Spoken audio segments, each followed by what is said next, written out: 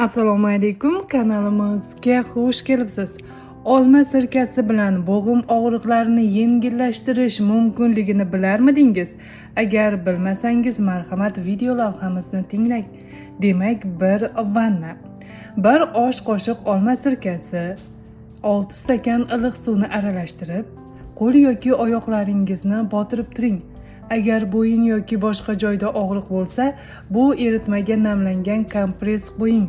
Albatta og'riq yengillashadi. 2. Ishqalash, massaj orqali.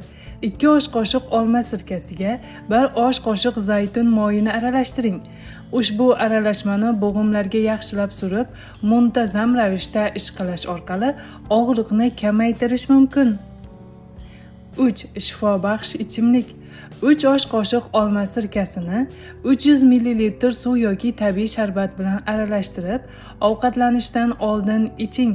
Bu ichimlik bo'g'imlarni mustahkamlashga va yallig'lanishni kamaytirishga yordam beradi. Albatta, shifobaxsh ichimlikni shifokoringiz bilan maslahatlashgan holda ichishga harakat qiling. Azizlar, sizlarga yetkazmoqchi bo'lgan yana bir foydali ma'lumotimiz shulardan iborat edi. Hayron o'z kanalini kuzating va doimo sog' salomat bo'ling.